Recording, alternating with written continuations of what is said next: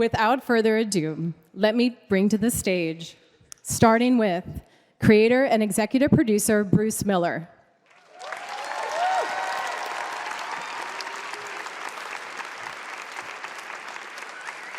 Executive producer Warren Littlefield.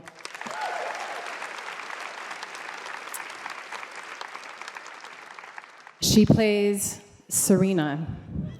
Yvonne Strahovski.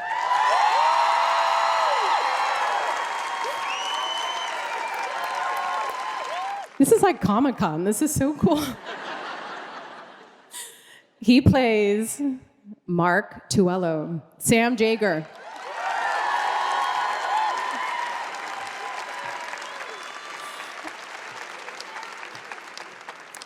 She plays Rita. Amanda Brugel.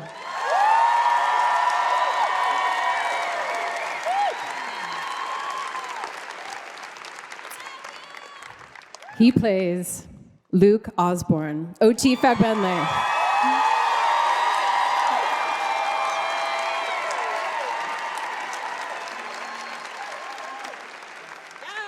Okay, the next person is a writer and producer, and I want you to keep the enthusiasm, even though they're not cast. Okay, keep it going. Executive producer and co-showrunner Yahlin Chang.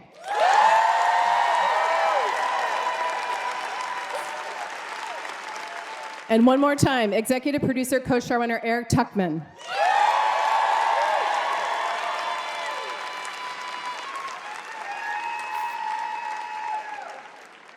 She plays Naomi Putnam, ever Carradine.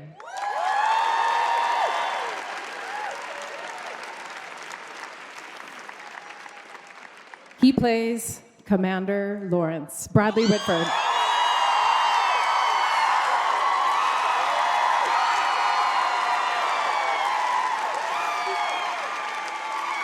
Okay, you're gonna like this one. She plays Aunt Lydia and Dowd.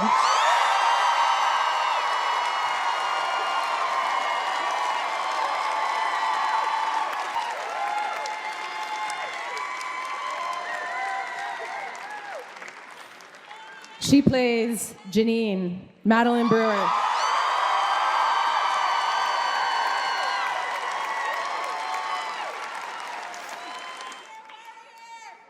By the way, I'm seeing someone in Handmaid's regalia in the third row here. Good for you.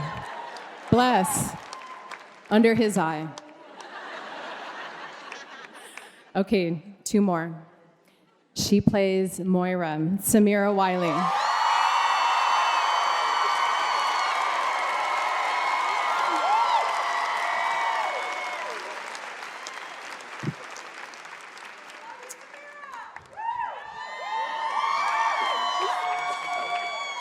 Okay. Next is the woman. Executive producer, director, and she plays June, Elisabeth Moss.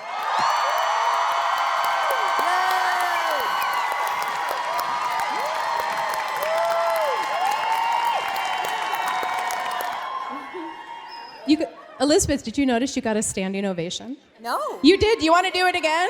Do it again.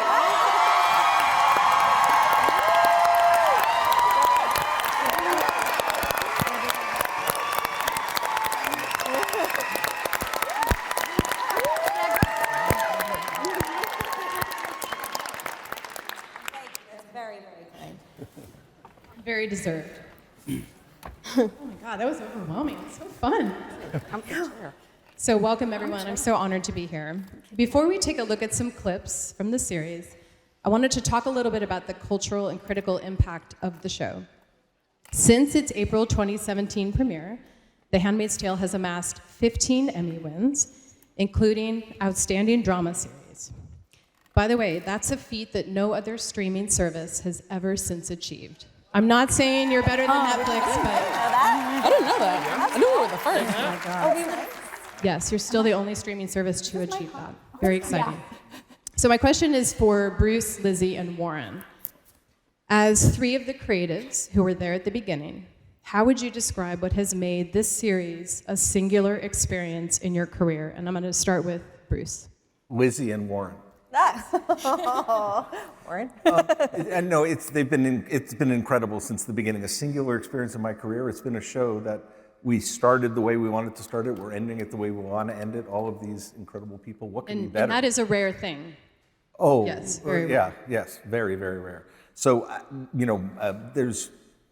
there's no way to describe any better experience I could have in my career. You guys are lovely.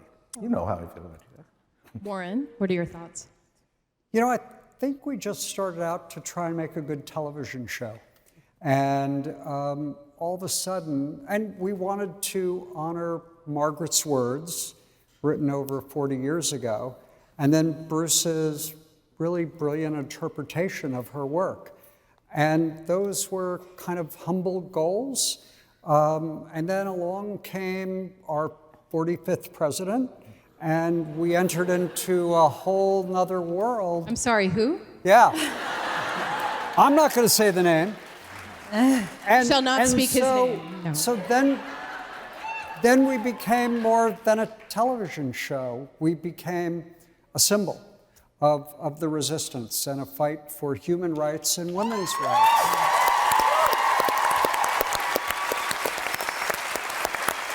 And so I think our quest has been to try and continue to do a good television show and also feel the responsibility and the weight of what impact we had out there in the world. And so that is something that I don't think I've ever found in my lifetime, and I cherish it. It's an honor. Thank you. Yeah. And Lizzie, if you can encapsulate, I know it's hard. I think on a personal level, this show has definitely changed my life and my career. I've been doing this for 30-something years. I've stopped counting. And and I love acting so much, and it's my, first love. But after doing it for so long, you do need to kind of grow as an artist. And I got to start producing on this show and start that part of my career. And directing. And then start directing. And thank you. And so to be able to explore what I do in those two new ways was incredibly fulfilling to me, and thanks to this group of people who, including very, very much so Bruce and Warren, who empowered me as a producer, and then as a director, to be able to work with this cast I'd never directed like a short film before, okay, and then like the first person you're directing is Bradley Whitford, nightmare, by the way. You get to work with like this garage full of Ferraris and Maseratis as your first time out. I got so lucky. So for me, that's what I think on a personal level take away from it. You got to push yourself and see some great results. Thank you. Appreciate it. Well, let's take a look at your work now. Oh dear. The first clip.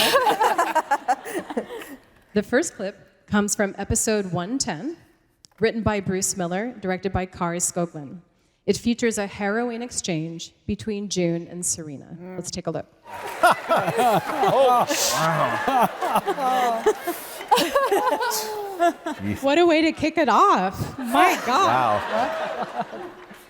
So Lizzie leaned... Okay, Lizzie, good night, folks. That was the audition scene. Lizzie leaned over and said she has a story about the aftermath of that scene. So hold on that, and I'm going to start with Yvonne, actually. So Yvonne, hi. Are you okay? That's a lot. I can't watch it. It's unwatchable. I can't watch it. It's too much. It's really overwhelming. No. And also, we were not mothers then. Either one of us. Oh, yeah. So to watch it now, I haven't seen it since, Has a new resonance. No, I literally want to vomit. It's terrible. So, Yvonne, Serena and June have adjusted to a newly, I guess, cordial phase of their relationship. And this scene serves as a stark reminder of how just terribly their relationship began. That's putting it mildly. And you've already sort of answered a bit. How does it feel to watch this scene now, knowing where we ended up at the end of last season with the reunion on the train? Does it feel surreal to think that these two people could ever be in the same room together and not want to kill each other? Like, how does that feel now watching this again? Yeah, I mean, this is insane now, watching this back. What are you doing? Like, why are you even giving me the time of day? What are the scenes now? It's awful. Yeah. No, it's purely unwatchable. I mean, it's wonderful television. But I can't watch the show. I can play her, I can't watch the show. I imagine it's painful. Absolutely. Yeah. So, Lizzie, what is your story about the aftermath of this scene that you mentioned? Oh, I was just gonna say that in the struggle bit in the back, and Bruce knows this, in the struggle bit in the back, I was pushing so hard against the car, the inside of the car, and we did it and it was great, and then I didn't realize how much I was doing it and I couldn't move after, and they had to lift me out of the car, and yeah, I couldn't for a few days. I was like, because I had struggled so much inside the car and I didn't realize until after. Anyway, it's not very exciting. How many takes did you do of that coverage? Oh, that was one. That was one. Yeah. Well, I mean, we did multiple shots, but the main thing was like one. Yeah. Like what you see is, I think, mainly one take. Yeah. It is absolutely insane to see how far we've come, though, and that I feel like is a testament to the show and the writers, is the fact that we've been able to take these two characters from there, where so many people would be like, how do you get them anywhere else but there? I know. And now to go through everything we've gone through and wind up on that train together, I mean, that's just truly a testament to Bruce and his room. Yeah. Incredible work. Thank you so much. Our next clip comes from episode 209, written by Dorothy Fortenberry and directed by Jeremy Podeswa. And it features the first meeting of Serena and Mark Twello. Let's take a look.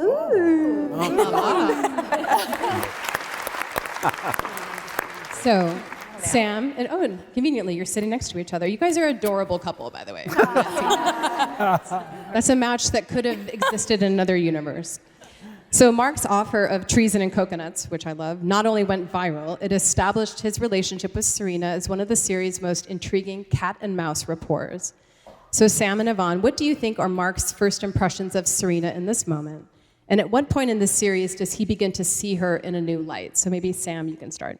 Mark's entry into Gilead was being enamored with this woman who that we see. And the only scene I had watched from the first season was the flashback of who she was before Gilead. And that was the person that Mark connected with. And she was this firebrand feminist, and the woman I help defect from her country is not necessarily that woman, as we saw in the prior scene. But I always held on to that moment, and even seeing that scene, the first scene tonight, I was like, damn. Okay, that woman's got some issues, but don't we all? Don't we all? Just gonna. You can fix her. Yeah, we can work with that. We'll work on that. So, you know. A work in progress. That's right. And Yvonne, how tempted, if at all, was Serena to take him up on his offer? Do you think she gave it a glimmer of thought? A glimmer. I don't know. You know, I think had that proposition come at a later time in that way, then I think she would have maybe done that. You know, she would have taken the offer, I think. I think in the early days, no. I think she's still sort of narrow-mindedly pursuing her belief system. She was still very committed at that point. Committed, yes. Very yes. committed. But I don't think she knew what to do with this, gentleman coming in and whatever he was doing. I think she was. What is happening? It definitely livened up her day, that is for sure. For sure. Okay, we're on to clip number 3, which comes from episode 210, written by Yahlin Chang and directed by Jeremy Podeswa. I thought this was the Parks and Rec.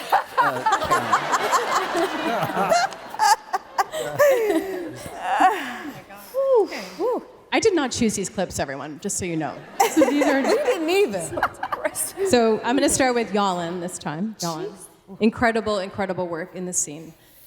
When you sat down to construct this somewhat brief exchange, but very important exchange. What was the most difficult thing that you faced as a writer, if you can go back to that moment? Oh, yeah. Well, I had to enter this imaginative space where my child, and my youngest, Zev, is here tonight, actually, and he was younger than Hannah in that role, but I had to imagine what it would be like if he had been kidnapped, and I hadn't seen him for, 7 or 8 years, and then I got to see him for 10 minutes. What that would feel like, where I could say, it was both a hello and a goodbye scene.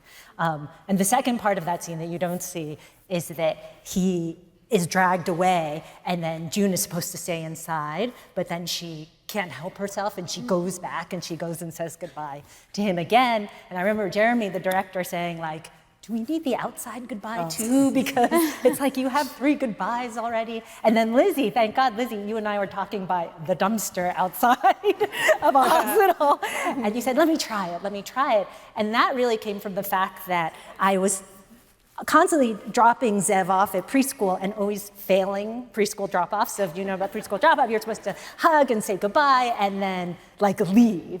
And even if your kid's like, no, mommy, come back, you have to kiss and you have to leave. That's it. And I always failed because I would always go back. I just always go back and extend the goodbye. But the thing that was hard about that scene was, I was researching what happens like in conflict zones, like Bosnia and Rwanda and the Congo, in wars when parents are taken away from their kids and shot, and they have just like a couple minutes to say goodbye. And what they do is they cram as much life advice into their kid as possible. So enjoy your life, stay safe. And then they always leave with a smile on their face because they want their child's last memory to be of them smiling. Jesus. Man. Okay.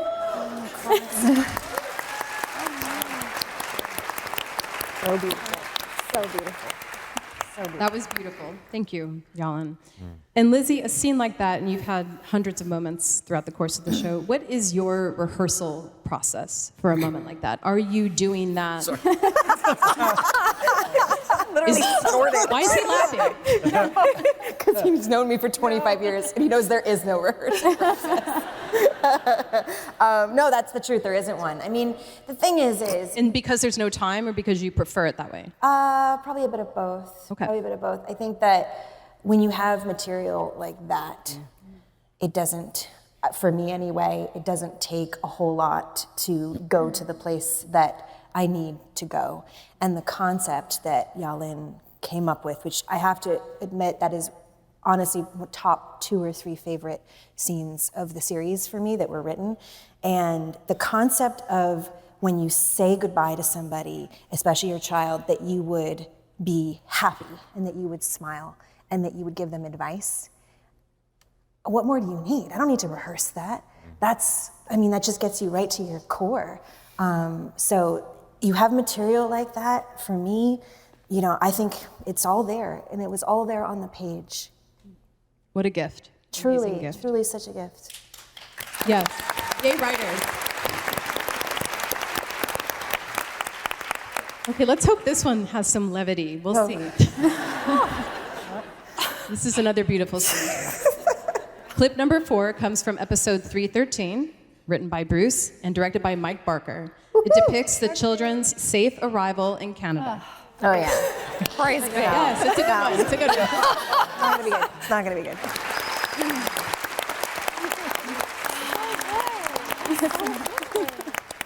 They're so good. I know. They're really Samira, Amanda, and OT.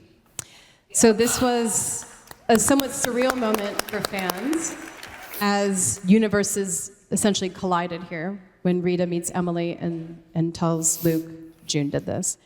What does each of you remember about the emotional journey you went on just on that day in this scene, which we see the full spectrum of hope, despair, confusion? So Samira, maybe you can kick us off. This show is rough. Awful.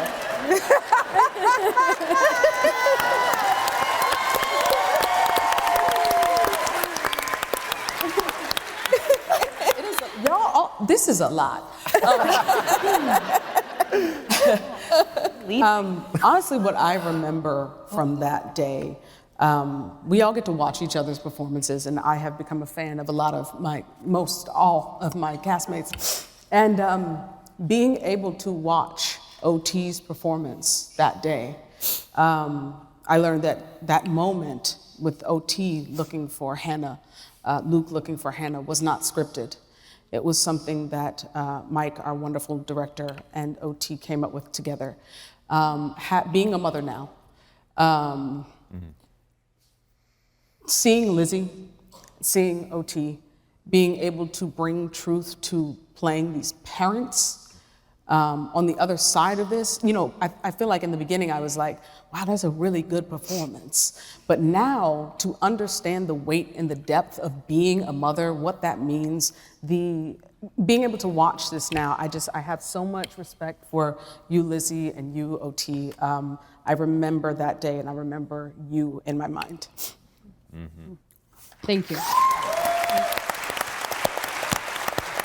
And Amanda, what do you remember about how it felt to step off that plane? I'm such a proud Canadian.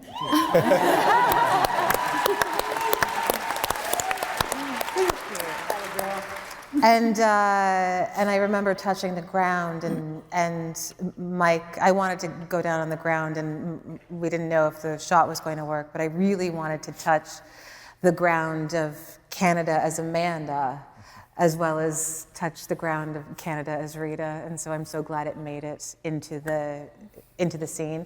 But just quickly, there's a scene before it where we're all walking through the forest when we're escaping, and it's my favorite thing that I've ever done on the show was when it was us and I think 200 extras, and I think of just before the scene of just us walking through the forest with myself, Maddie, some of the handmaids, Lizzie, and 300 female background performers, and thinking of the journey of women that have sort of had to run towards their freedom.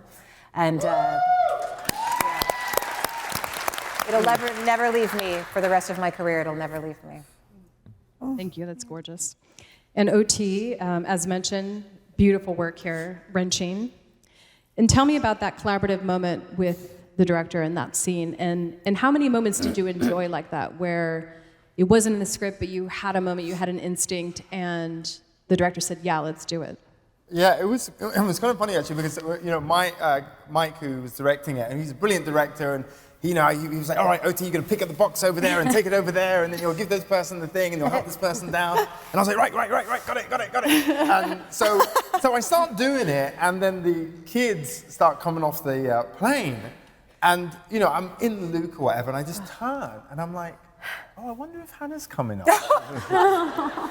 And then I just stopped everything I was supposed to be doing, and I was just watching, and it was not what was supposed to be happening at all. Anyway, we do the whole take, and he says, cut! And I'm like, oh, and Mike comes up to me, and I'm like, I messed up. I should have done all the movements. And he was like, put a camera on OT. And I was like, oh, okay, I'll keep doing that then. But anyway, it was just a kind of it's emblematic of this show, and one of the things I think is so extraordinary about it is that we've got these amazing writers.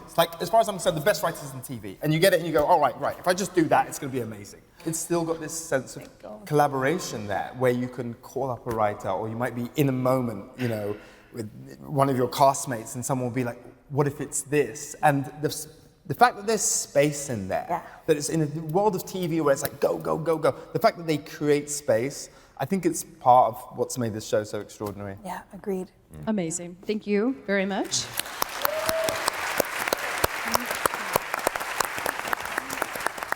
I'm not playing favorites, but this is my favorite clip of the coverage. It's if dare I call it fun, it's a fun one.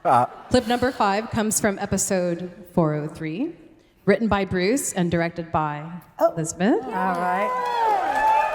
And showcases one of the series' most thrilling action sequences. Okay, before we talk about Lizzie's incredible directing work there, I'd like to talk to Maddie and Anne. Maddie and Anne. What an incredible moment for your characters. And I don't know if they have a bond is the right word to use, but they have some sort of special connection. It's sort of undefined. What are Janine and Lydia feeling in that moment? And what is the protectiveness that they each feel for each other? Oh, stab me. You want to go, sweet girl? In that moment or in general? Because I think at that moment... I think this moment is emblematic of a larger trend in their relationship, but maybe just in this moment. I think this was actually probably the first time in the series up until this point that Janine was like, let's go. Let's get out of here. Usually I think over the course of the first 3 seasons, there was that pull to Lydia, and like a mother figure to her. And at that moment, it was like all hands off the wheel. Let's get out of here. Just let's get out of here. Yeah, oh, that was something else. I'm telling you, I was a wreck through that entire thing. The beauty of that scene, I've never seen it, if I can admit something. And that is extraordinary. And I remember being such a wreck and thinking... Wait, I'm sorry, did you say you've never seen that scene before until tonight? That's correct. Oh my Maybe I goodness. shouldn't have said. You're very good in the show, Anne. Did you know that?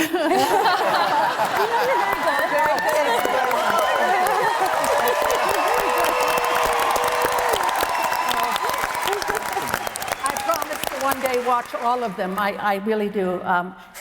But the shock that they turned around and did that. As Lydia, it's the last thing that she thinks is going to happen, the very last. Why would there be any reason? We're having a good time. We're together. What could be better? And then that look on her face, that one there. I honestly, and then Lydia running after them. Oh, try that. Honestly, wow, what a scene. What a scene. Thank you very much, dear. Thank you. But weren't they wonderful the way they run like that? Oh, my God, they're phenomenal. So, Lizzie, on the topic of your directing, I actually have a special question for you about this scene from Paley member Micah Puklowski. Micah, are you here? Really? Okay. Somewhere in the house. She is. All the way from New Zealand. There you are. Let's go, Paley. Nice to see you. Hey. Second row. Hiya. In the stripes. Did I say your name correctly, by the way? Oh, thank God. Thank you so much. So Micah would like to ask, or actually say first, this is one of the most powerful scenes ever in TV. I agree. What is your favorite part of directing, and specifically directing this sequence? Ooh, it's funny, I've been acting for a long time, and I did not expect this to be my favorite part of directing, believe it or not, but it is working. Which part specifically? Working with the actors. Yeah, I really thought, like, I know that part, like, that's, whatever, I'm gonna enjoy all the technical stuff and the visuals and the blah, blah, blah. And it really was once I got on set with these guys and I got to direct these guys, it was just like, I'd never realized how important acting is when you know what I mean? Until they become the tools to do your job. Exactly. Until you're there and you're working on a scene and you're like, and sometimes you're like, okay, I hope this works and I hope my idea works, and you've come up with this plan and you're like, I hope this works, and then you get in rehearsal or you start rolling and they start doing it and you're like, nothing matters. Nothing that I planned matters. All that matters is I put a camera on that face and get their performance. And so I think that's my favorite thing about directing, and I didn't expect that. I really didn't, because I don't think a lot about acting myself. So I just appreciate them so much. And what was the other part? Oh, this scene? Well, this scene specifically in this sequence, what did you love directing about this sequence? Oh, God, what did I love? I mean, I suppose ultimately I loved that it worked. It turned out okay. It was shot over 2 days, so we definitely had the classic one day it was snowing and one day it was sunny. Not a cloud in the sky. That was not my favorite part of directing it. My favorite part was honestly that it worked. I think when you're doing it, you're so in it and you're not thinking about what your favorite part is yet. Sure. If it turns out good, then you loved the scene. I think it turned out very well. Thank you very much. Very well, no question. I just want to say about Lizzie directing that scene, because that was the final scene for Nina and Bahia, who play Alma and Brianna. Yes. And it was my first time, I think, in that episode working with you as a director. And you say, you know, working with the actors, but the technical stuff, she was storyboarded, she showed us, she walked us through it. Like, it was amazing to feel a part of the process, to understand. It was like it was a really big moment, especially I remember shooting that was Nina and Bahia's last day. Yeah. And it was just a really great way to honor the end of them, and then this new chapter for, I was gonna say Janoon, because that's what I call us. For Janoon, because that's our Brangelina name. And it was just so beautiful to feel a part of that and to see your vision come to life after. I had picked the song beforehand. So that was my next question. Yeah. I had already picked the song. So was that in the script, Bruce, or was this after the fact? The Radiohead song that... None of the music's ever in the script. Yeah, we know, yeah. Ever. That is one of my favorite songs, Lizzie. How did you land on that song? Honestly, I love Radiohead so much. They're one of my top probably two favorite bands of all time, and I love that song. I don't know, it was one of those things. I think me and the DP Stuart were maybe watching the music video for it, and then it kind of was like, that's good. So I don't know, I always saw the scene to that track. So we storyboarded it to that track. Wow. So I was able to show the actors, and we were able to hear the song on the day, and I played it for them so they would understand what it was that we were going for. Did you ever get feedback from Tom York about how he felt? Not personally, but they said yes. That's feedback. They're very selective too. They're very selective, and so I couldn't believe that it's really a compliment. Wow. It's pretty amazing. It's like another character in the scene, just Thank incredible. you. Absolutely. Yeah. Okay, our next clip, number 6, comes from episode 406 and written by Dorothy Fortenberry, directed by Richard Shepard. It shows Moira and June's long-awaited reunion in Chicago. Oh gosh, this is Samira, hi. Hey. Another beautiful moment for you. How do you think this scene between the two illuminates their deep connection? And what do you think this scene tells us about the larger meaningfulness of their relationship, the love they feel, the connection? And I kind of feel like it's the undercurrent of survival for both of them. This thing that they have with each other that's outside of her connection with Luke. There's something between these two women that feels larger than love. It feels almost cosmic. Tell me about that. Yeah, definitely. I think, starting with their separation in season 1, when they get separated on the train, that Moira has sort of been dealing with a bit of survivor's guilt, survivor's remorse ever since then. And I think Moira's, everything that she does is driven by the fact that she is going to get June back. When she becomes a surrogate mother, for Nicole, for your daughter, that is my goal. And when I see her for the first time in Chicago, I honestly don't even care if you remember me. Mm-hmm. I don't care if you know my name, know your own name. I'm bringing you back with me because to me, I appreciate what you said about it being cosmic, them meeting back in college and having this whole relationship. I think also, I remember a line in season 1 about June saying something about what would Moira do? Mm. And I think about the evolution of their relationship and of the show, and I feel like their roles almost kind of reverse, and there's inspiration that Moira definitely gets from June so much more later in the later seasons. And yeah, it's just really been a fucking joy.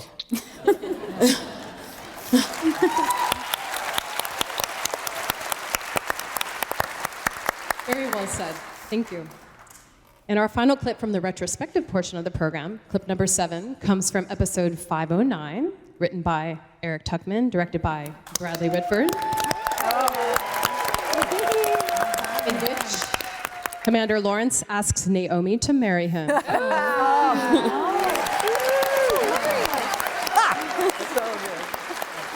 That scene is so Bradley, isn't it? It's so Bradley. Before we talk about Bradley's amazing directing and Eric's amazing writing, I want to talk to Ever. Hi, Ever. Hi. Nice to see you. So, yes. To what degree do you think this moment signals for Naomi that no matter what status she has previously enjoyed, that is all over. She really seems to now understand that no matter what station she previously held, she's still a woman in Gilead. So tell me about getting into that mindset and what epiphany she experiences in that moment. Well, I think a big part of that she sees sort of at the part where it's at the end of the scene where he wanders off, and then Lydia comes up to me like thrilled that I've been proposed to, and she said, you know, aren't you happy? And I said, he killed Warren in front of me. And Lydia says, which he's willing to overlook. I didn't write it. Oh my And I think that really sort of says everything about being a woman in Gilead. But you know, she is Naomi, so she's taking it in. I think she's like, if we flipped out the drapes and did a whitewash on the lawn, I could live here. It's a step up. It could be worse. It could be worse for her. So Bradley, wonderful directing on your part. And correct me if I'm wrong, this was your second experience directing television? Yes, Okay, I after- killed Studio 60. You were the reason it was canceled. The last episode, I That's killed right. it. That's right. So a slight tonal shift from Sorkin, but still Sorkin-esque. Little, verbal repartee in that scene. So I wanted to talk with you and Eric about what's unique about the way writers and directors worked together on this show. So for your process, you have a script, brilliantly written, probably on the first try, I'm sure. You bring it to Bruce, everyone says thumbs up. And then what is your process in working with the director on a specific episode? Are you collaborating? Are you going through the beats? Is he sharing, oh, let's tweak this? Like, tell me about that rapport and how is it unique from other shows? Sure. Well, first I'll just say, working on a long-running show as a writer, it's such a gift because you not only get to know the characters so well, but you get to know the actors. And you hear them, you hear their cadences and their rhythms. So when I wrote this scene, I just knew it would be delicious. You were writing. Because I was writing for these geniuses, and to find any time you could inject humor on this show, it's a rare thing. I don't know if you've heard, it's a hard watch. But with Bradley, I just really wanted to give him a script that excited him as a director, and he could sink his teeth into it. And we had a great collaboration. We worked very closely together, and he was terrific. It was just It really is. It needs to be stated again. Warren, in your experience and wisdom, Bruce instinctively has created a really collaborative space, which is both in the macro telling of this big story and in the moments is I'm just watching these clips and I'm like, it's alchemy that only happens when you create that kind of space. If I don't get a chance to say it, I do think I joke with all these women who've had babies at the end of this series that they're sort of like dyslexic method actors, like.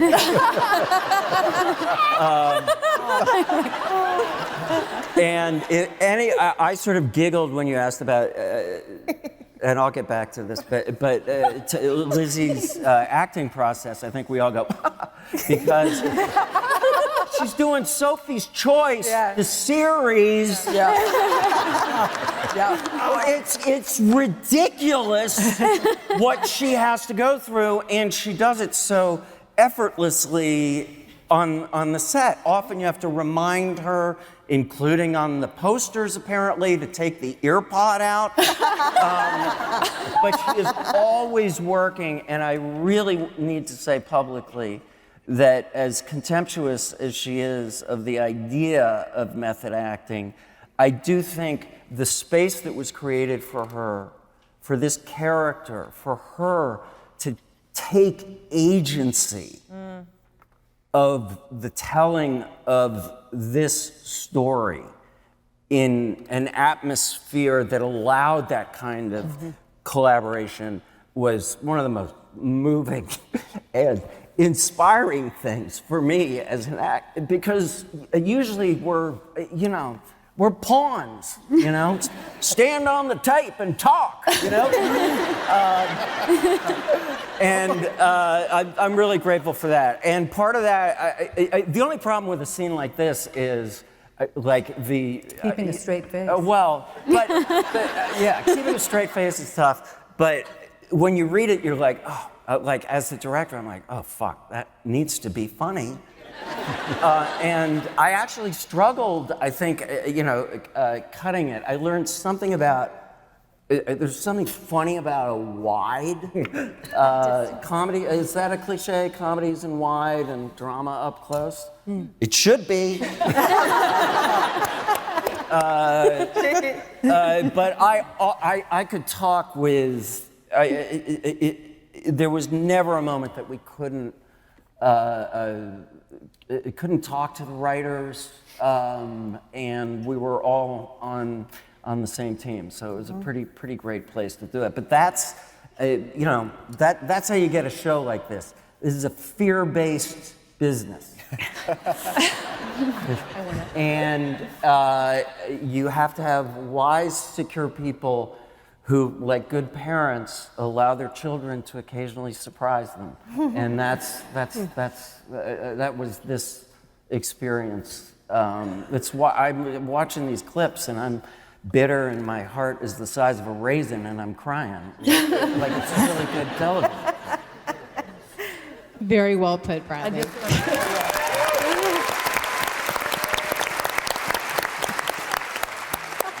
Okay, our final clip is actually a special treat. You are going to see a sneak peek from a scene from the upcoming final season of The Handmaid's Tale. It's a very juicy reunion between two key characters. So it's the last episode, and it's a musical. Don't spoil it, Bradley. Sorry. Oh, I'm sorry.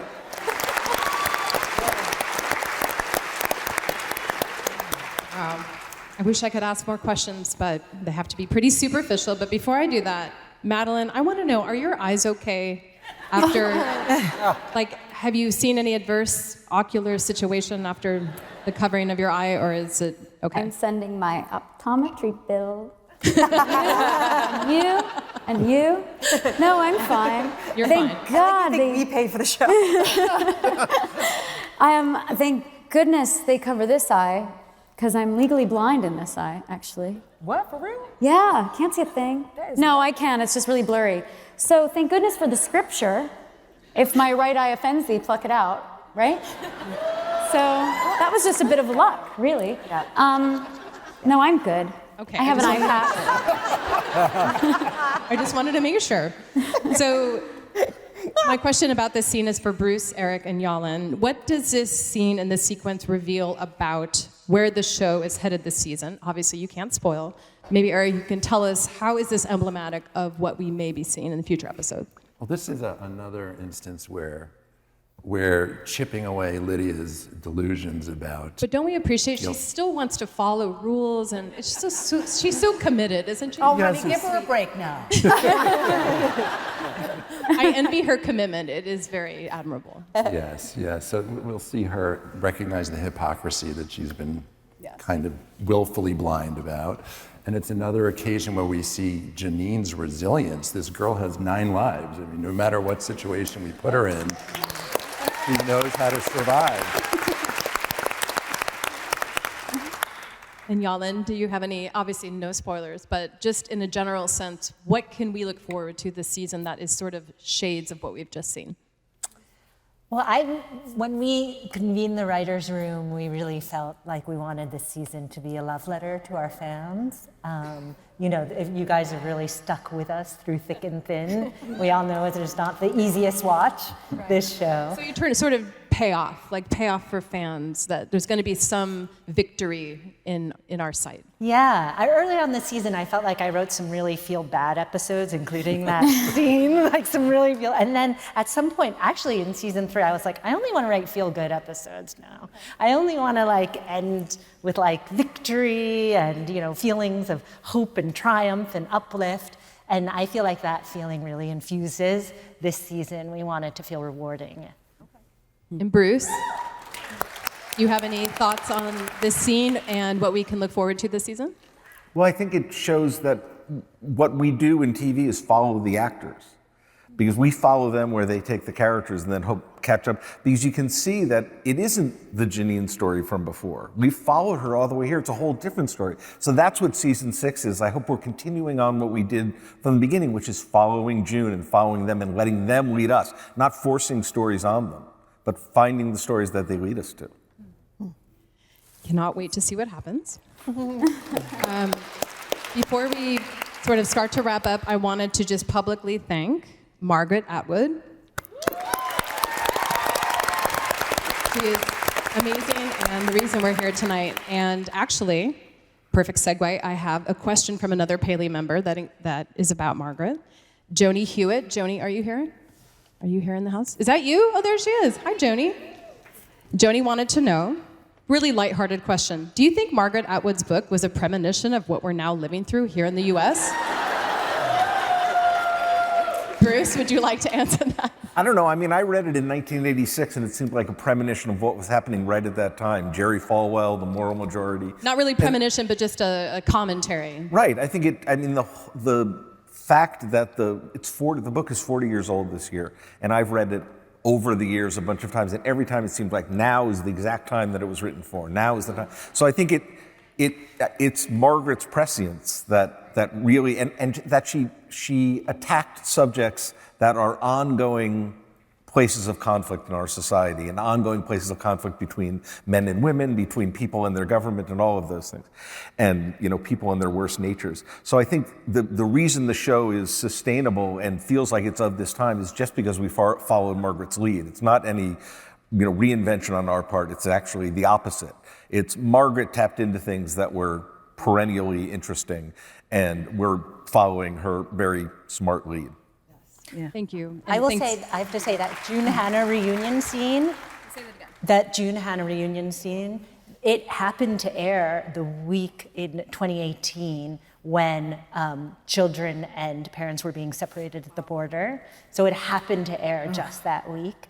And it was one of these weird, horrible, tragic coincidences. So these themes are age-old. They've been happening for centuries, and unfortunately, a lot of them seem to be timeless. Can I just say, because I think at the core of this is something really, it is very weird that this show started shooting in 2016. Here we are, unthinkable things have happened. And we're bewildered right now, and I make a dark joke that it's like the worst Handmaid's episode ever, where the girls are getting raped.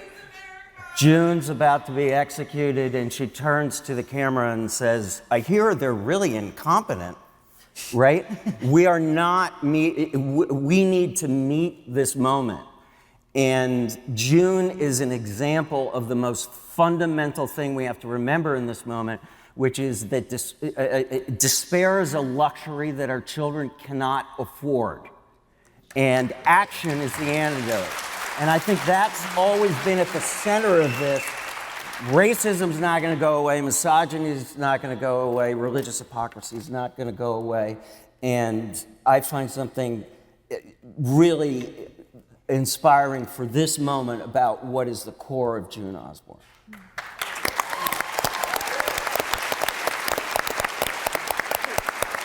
Thank you, Bradley. So before we wrap, I'd actually like to ask Warren to reflect a little bit on the legacy of this show, and I'm actually going to quote Warren back to himself. Ooh. From his wonderful book, if you haven't read it, Top of the Rock. It's a must-read for any fan of television or Hollywood in general. And you detail, Warren, as president of NBC, when you led the rise of Thursday night must-see TV, yes, he is responsible for Friends, Seinfeld, and many of your other favorite shows. I read the end of the book recently, and on page 120, you said something that really resonated, which was, in deciding what got on the air and what didn't, I went back to the guiding principle of respect the audience and they will come. Mm. So my question for you, Warren, in what unique ways does A Handmaid's Tale fit into this programming legacy, but in what ways did it completely change it? Wow. Well, thank you, You're Stacey, for everything tonight and also for your words. And for buying the book. Yeah. And I did buy it. I actually paid for it. Praise be. I have to celebrate our partners for a moment at Hulu and MGM, because they had the strength and the conviction to take this audacious idea and leap into it. And they, as Brad had said, I think we tried as executive producers to create a really safe, creative environment where the best of what Margaret began could come to life. But we needed trust and support. The words from Hulu were, in a world where there is hopeful and hopeless, find a ray of hope as you tell the story. And June has always been our rudder to say, I won't give up. And therefore, I think the audience says, well, then we'll continue. And our legacy is met this year, I think, by saying, again, where Brad was just going. In a world that we want to just kind of walk away because it's so very painful, don't give up the fight. Our women are extraordinary. They're not Marvel characters. They're ordinary women who are doing extraordinary things. And so our message is actually, the war's not over, but the fight continues. And that gives us hope, and that's what we're trying to put forth. That is our legacy. Thank you, Warren.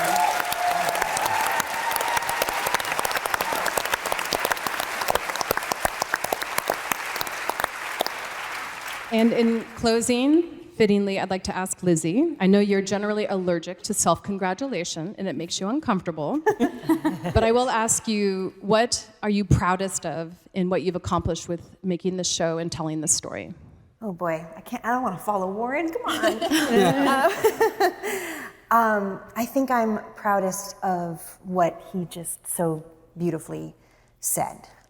If this show in any way, at any time, offers anyone any inspiration, any hope, any idea of a better future for themselves and their loved ones, if it in any way gives anyone a reason to get up in the morning or a reason to keep fighting for what they believe in, then I think that is something that I will forever, for the rest of my life, be beyond proud of.